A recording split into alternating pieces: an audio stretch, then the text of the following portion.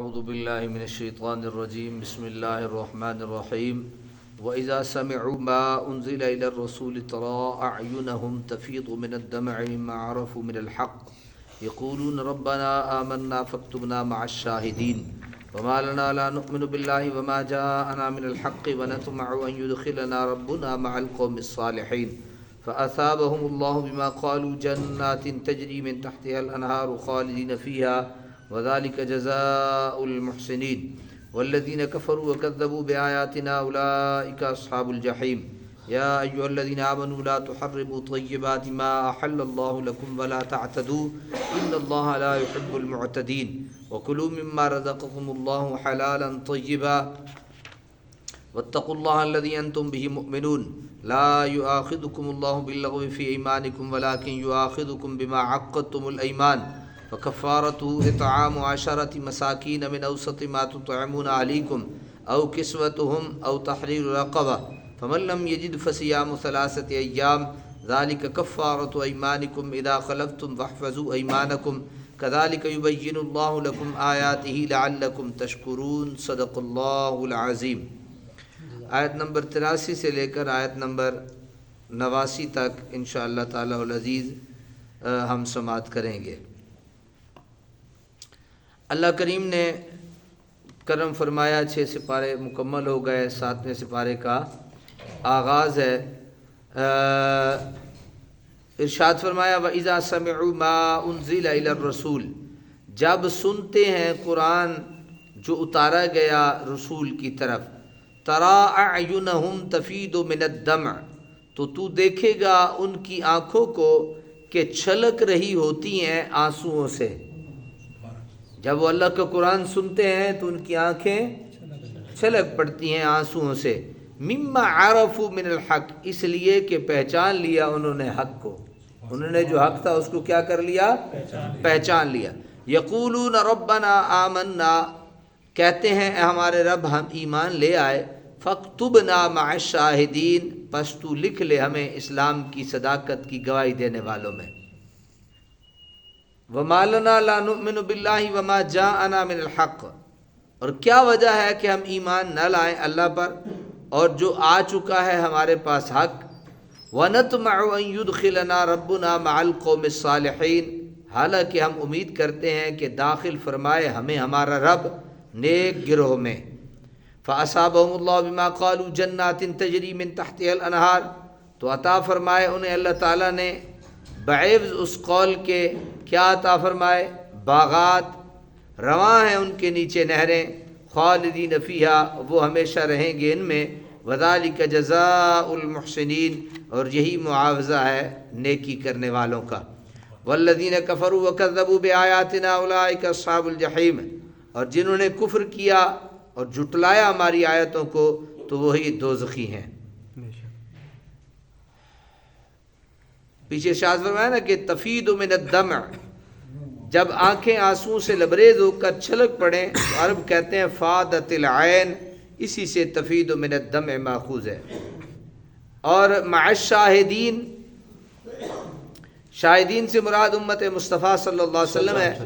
اس آیت سے ابن جریر کے قول کی مزید تائید ہوتی ہے کہ یہاں نصارہ سے مراد وہ مخصوص گروہ ہے جو حضرت عیسیٰ کے دین کا پابند تھا اور عبادت اور ذکر الہی میں مشغول رہتا تھا، اور جب حق اور ہدایت کی روشنی حضور پرنور صلی اللہ علیہ وسلم میں دیکھی تو فوراً ایمان لے آئے۔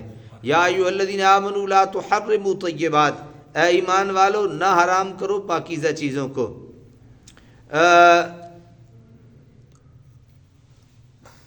چند جلیل القدر صحابہ جن میں حضرت صدیق، حضرت علی رضی اللہ عنہم بھی شریک تھے، حضرت عثمان بن مظعون کے گھر میں جمع ہوئے اور یہ فیصلہ کیا کہ آئندہ وہ ہمیشہ روزہ رکھیں گے، ساری رات عبادت میں گزاریں گے، بستروں پر نہیں سوئیں گے، گوشت گھی وغیرہ نہیں کھائیں گے، عورتوں اور خوشبوؤں سے بالکل اجتناب کریں گے، اونی لباس پہنیں گے اور دنیا سے قطع تعلق کر لیں گے۔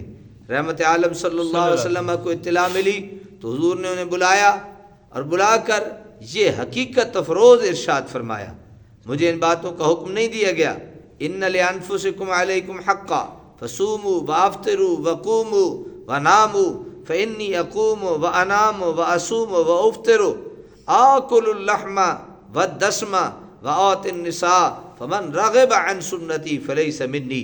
فرمایا میرے صحابہ تمہارے نفسوں کا بھی تم پہ حق ہے. انہوں نے کہا نا ہم سوئیں گے نہیں، کھائیں گے نہیں، فلاں فلاں. کہا تمہارے نفسوں کا بھی تم پہ حق ہے، اس لیے روزے بھی رکھو اور افطار بھی کرو، راتوں میں جاگ کر عبادت بھی کرو اور آرام سے سو بھی، کیونکہ میں رات کو جاگتا بھی ہوں اور سوتا بھی ہوں، روزے بھی رکھتا ہوں اور افطار بھی کرتا ہوں، گوشت اور گھی بھی کھاتا ہوں اور اپنے ازواج سے بھی مقاربت کرتا ہوں. یہ میرا طریقہ کار اور سنت ہے. جس نے میری سنت سے منہ موڑا وہ میری جماعت سے نہیں ہے. اس آیت کا مفہوم یہ ہے کہ نہ تو یہودیوں کی طرح لذات دنیا میں کھو جاؤ اور نہ مسیح راہبوں کی طرح دنیا کی حلال لذتوں کو اپنے اوپر حرام کر دو، بلکہ اعتدال اور میان روی اختیار کرو. یہی دین اسلام کا طر امتیاز ہے. اس آیت میں لا تحرموا کا معنی یہ ہے کہ نہ تو یہ اعتقاد رکھو کہ یہ چیزیں حرام ہو گئی ہیں اور نہ زبان سے ایسا کہو اور نہ ان کے استعمال کو اس طرح ترک کرو جیسے حرام چیز کو ترک کیا جاتا ہے.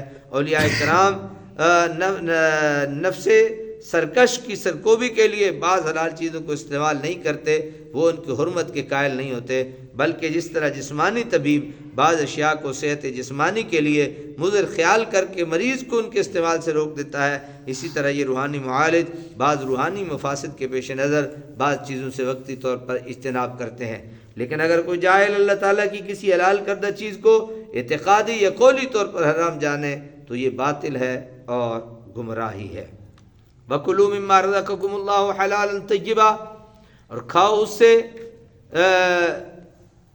یہ مکمل ہو گئی تھی آج نہیں. ما احل اللہ لکم، جنہیں حلال فرمایا گیا تمہارے لیے اللہ تعالیٰ نے.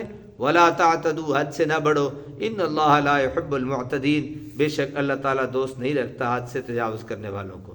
وکلوا مما رزقکم اللہ، کھاؤ اس سے جو رزق دیا گیا تمہیں. حلالا طیبا، اللہ تعالیٰ نے حلال اور پاکیزہ جو تمہیں رزق دیا.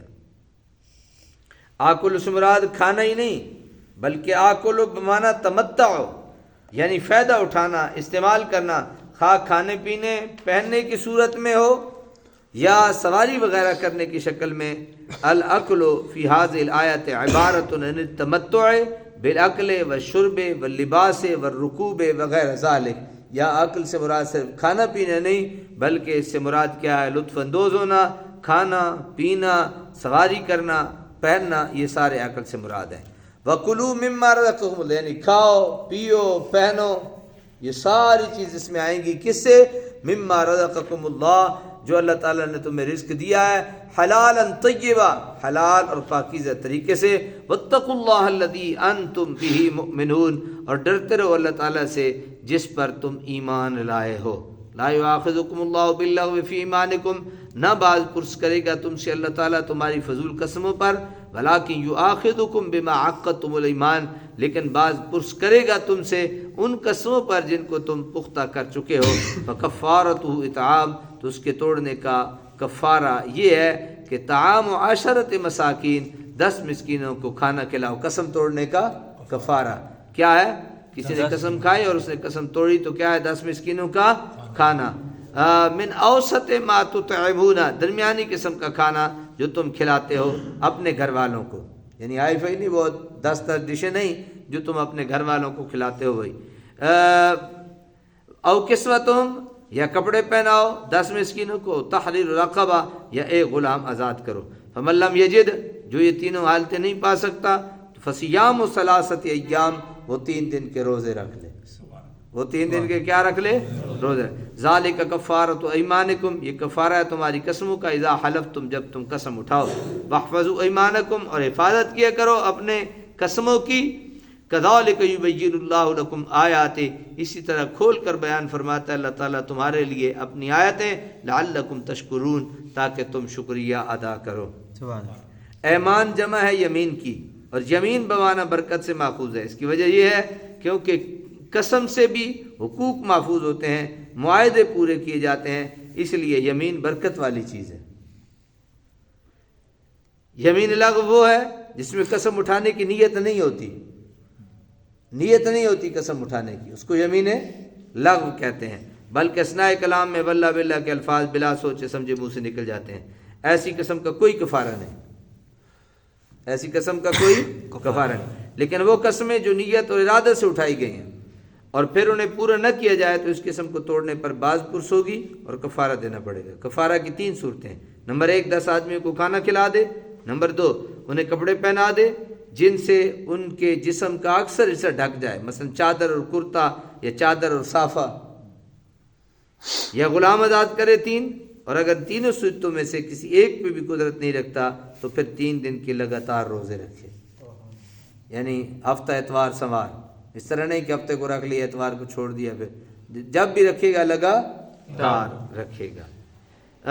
یعنی اپنی قسموں کو مذاق نہ بنا لو کہ ادھر قسم اٹھائی ادھر توڑ دی، بلکہ جب قسم اٹھاؤ اس کو پوری طرح پابندی کرو۔ اس میں اس بات کی طرف اشارہ ہے کہ زیادہ قسمیں نہ اٹھایا کرو، ایسا نہ ہو تم ان کی پابندی نہ کر سکو اور ان کے توڑنے پر مجبور ہو جاؤ۔ اللہ عمل کی توفیق۔